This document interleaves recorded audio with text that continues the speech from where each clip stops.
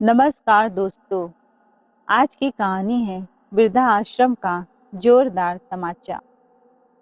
आराधना देवी रामायण की पुस्तक खोलती और बंद कर देती। वह पढ़ नहीं पा रही थी। उनको पढ़ने में बहुत दिक्कत हो रहा था। तभी उनका बेटा अपने ऑफिस जाने लगा। आराधना देवी बोली, बेटा कहाँ जा रहा है? सुन तो ले, मेरा चश्मा टूट गया है। मैं 3 दिन से रामायण नहीं पढ़ पा रही हूँ। इसको बनवा दे। माँ, तेरा हर वक्त चश्मा टूटा रहता है।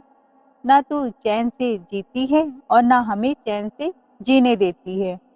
बच्चों की तरह दिन भर कोई न कोई सामान तोड़ती रहती है। अभी चश्मा तोड़ा है, 2 दिन पहले मिक्सी का जार तोड़ दिया। बेटा, मैंने कोई जानबूझकर नहीं तोड़ा। ठंड में हाथ अकड़े रहते हैं और मैं चला रही थी। काम करते करते वह मेरे हाथ से छूट गया।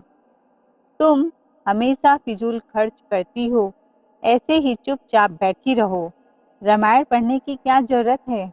खाना खाओ और एक कोने में पड़ी रहो। बेटा, मेरा बुढ़ापा है, बहुत दुखदाई होता है। तू नहीं समझेगा तो कौन समझेगा? सूरज बोला, माँ, ठंड सबको लगती है और मैं भी तो ठंड में कमाने ऑफिस जाता हूँ। पैसा कोई पेड़ में तो नहीं होता कि मैं गया और तोड़ लाया। अब तुम्हें नया चश्मा चाहिए तो 1 महीने का इंतजार कर। 1 महीना लग जाएगा। तब से ऐसे ही काम चला। अभी खर्चा बहुत है। धीरे धीरे दिन बीत गए पर चश्मा नहीं बन पाया। उन्होंने दोबारा अपने बेटे से नहीं बोला, क्योंकि वह जानती हैं कि बरसों बीत जाएंगे पर चश्मा नहीं बन पाएगा। इसीलिए उनके पास जो भी पैसे थे उनको इकट्ठा करके उसी से चश्मा बनवा के खुद ले आई। और चश्मा जब तक नहीं बना था, इधर उधर गिरती रहती और उनको चोट लग जाता। पर बेटे को माँ के लिए कोई तरस नहीं था। सूरज उनका इकलौता बेटा था, लेकिन जब से उसकी शादी हुई तो वह एकदम बदल गया और बीवी के आगे पीछे घूमता, उसके इशारों पर ही चलता। पास के मंदिर में एक दिन अखंड रामायण का पाठ चल रहा था। आराधना देवी का बड़ा मन था कि वह जाएं और सुने, लेकिन अगर वह बहू से पूछती तो वह बाहर उनको जाने ना देती, क्योंकि उसे अपनी सहेलियों के साथ अपना बर्थडे मनाने के लिए पार्टी में जाना था। आराधना देवी ने सोचा कि वह अपनी बहू के आने से पहले ही घर आ जाएंगी और घर का सारा काम निपटा देंगी। इसीलिए जब वह जन्मदिन में पार्टी करने चली गई तो वह तैयार होकर अखंड रामायण का पाठ सुनने मंदिर चली गई पड़ोसियों के साथ। लेकिन आने में उनको थोड़ा देर हो गया। बहू आरती जब पार्टी से आई तो पूरा घर अस्त व्यस्त फैला हुआ था। उसको देखकर उसका पारा चढ़ गया। उसके तन बदन में आग लग गई। वह धुआं धुआं हो गई। जब रसोई में जाकर देखा, बर्तन भी सब पड़े हुए हैं। झाड़ू पोछा कपड़ा कुछ भी नहीं साफ हुआ था। आरती ने घर का सारा काम निपटाया। गुस्से में लाल पीला होकर बैठी थी। रास्ते में आराधना देवी सोच रही थी, पता नहीं बहू क्या करेगी मेरे साथ। वह एकदम फूक फूक कर कदम रख रही थी और जब वह घर में आई, आरती हाथ पकड़कर उनको बाहर धक्का दे दिया। ए बुढ़िया, अब तुझे इस घर में रहने की क्या जरूरत है, जब सारा काम मैं ही कर रही हूँ। बहू, मैं अखंड रामायण का पाठ सुनने गई थी तो समाप्त होने में देर हो गया। तो अपना राम राम बाहर ही जपो। आने दो तेरे बेटे को। आज ही फैसला करूंगी, या तू इस घर में रहेगी या मैं, नहीं तो मैं अपना नाम बदल लूंगी। बुढ़िया, क्या तुझे मैं नौकरानी दिखती हूँ? आराधना देवी को घर से बाहर कर दिया। वह बार बार रोते हुए दरवाजा पीट रही थी।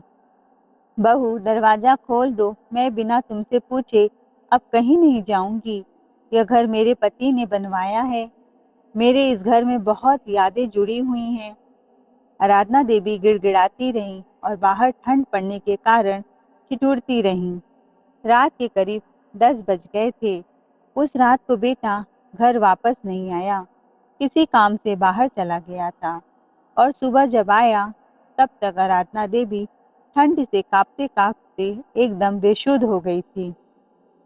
बेटा को देखते ही आराधना देवी उससे लिपट गई और रोते हुए बोली, बेटा, बहू ने मुझे इस घर से बाहर निकाल दिया है, अंदर घर में नहीं जाने दे रही है। अपनी माँ को भड़कते हुए बोला, जरूर तुमने कुछ गुल खिलाए होंगे, घर में बैठ के शांति से 2 वक्त की रोटी नहीं तोड़ पाती हो, खटिया पर पड़ी रहती हो। अब उस बेचारी को मुझे ही मनाना पड़ेगा।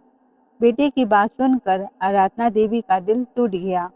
उन्हें अपने बेटे से ऐसी उम्मीद नहीं थी।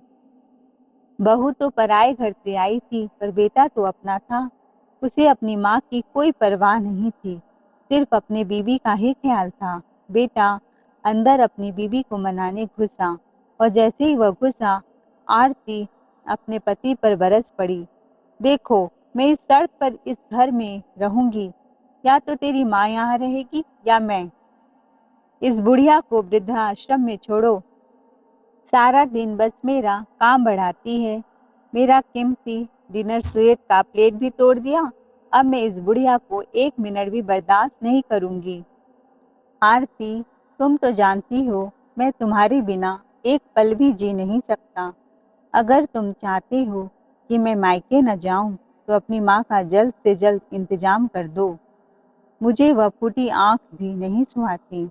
अरे, तुम्हें क्या मुझे भी वह बर्दाश्त नहीं होती। दिन भर मेरा खर्चा बढ़ाती हैं। कभी दवा लाओ, कभी चश्मा टूट गया है, कभी घर का चीज तोड़ती फोड़ती रहती हैं।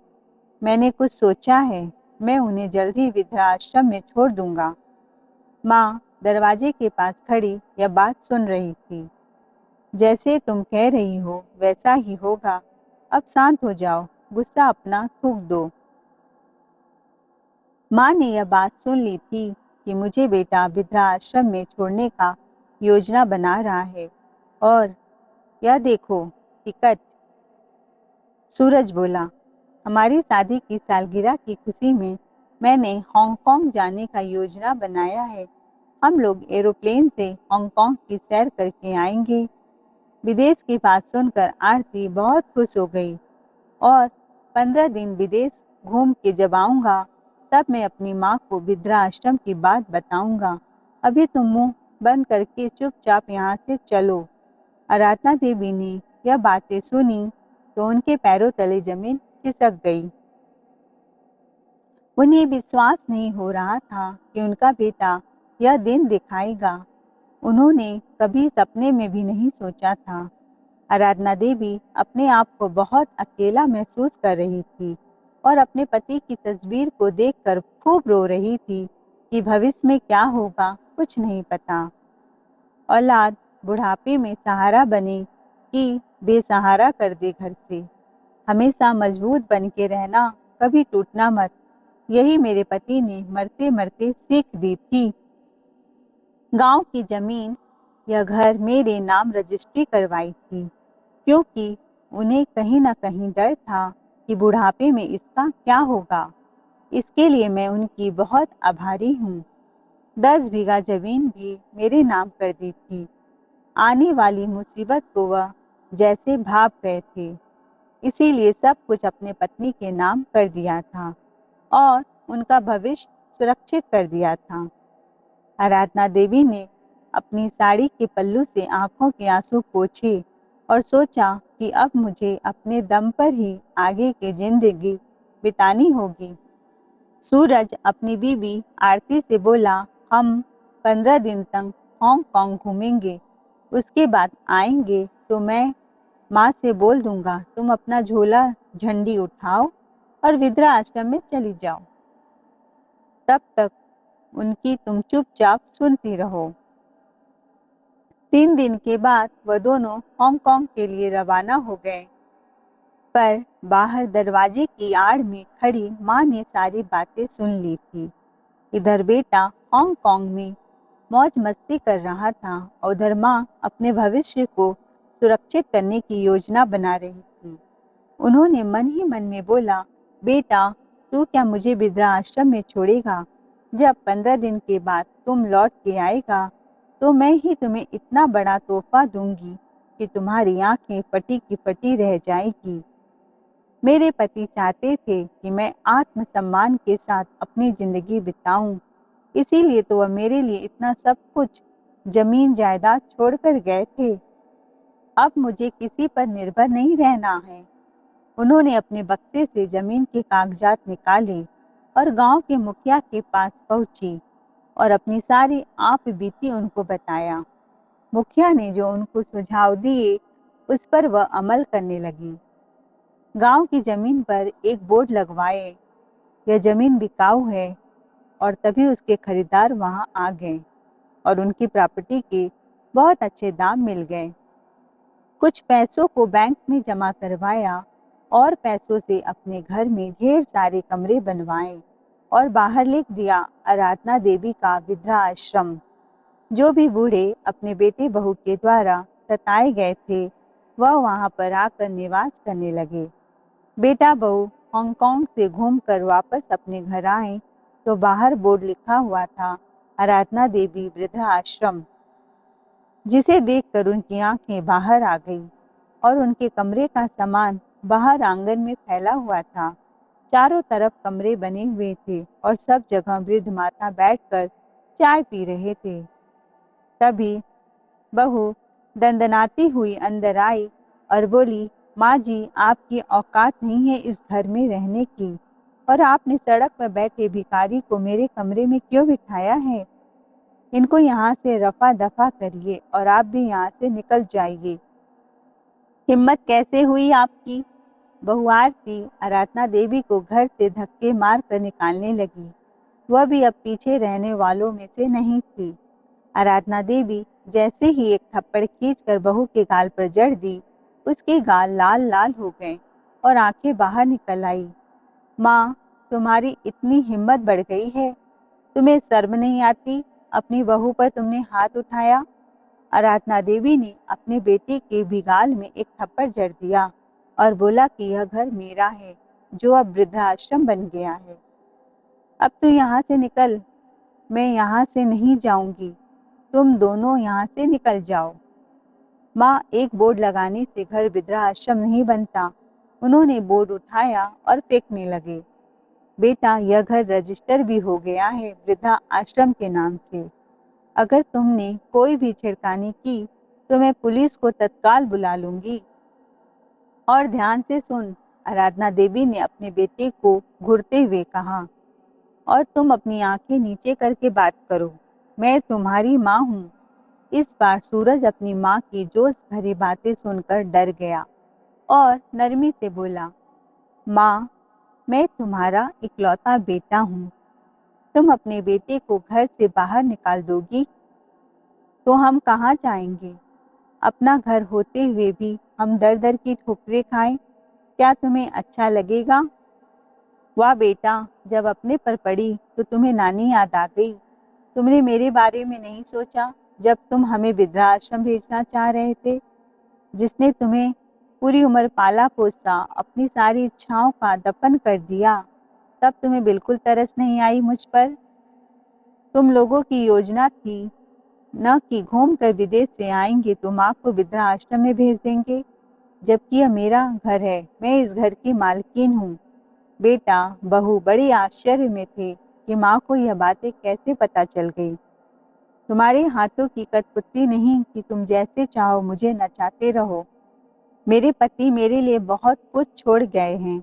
मैं किसी की मोहताज नहीं हूँ और मुझे बेटे बहू से कोई मोह माया नहीं है, एकदम खत्म हो गया है। अब मैं अपने घर में सुकून से जीना चाहती हूँ आखिरी समय में। तुम लोगों ने कोई कम दुख दर्द नहीं दिया है।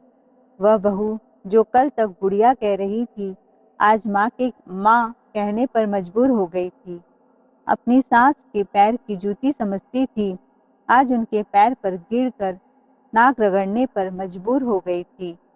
और बेटा भी माँ को मना रहा था कि माँ किसी तरह भी राजी हो जाए और उन्हें अपने घर में ही शरण मिल जाए।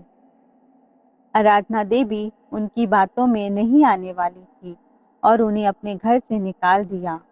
और बेटी बहू एक दूसरे का मुंह ताकते रहे और किराए के मकान में रहने चले गए। गांव वाले भी बेटे बहू पर खूब हंस रहे थे।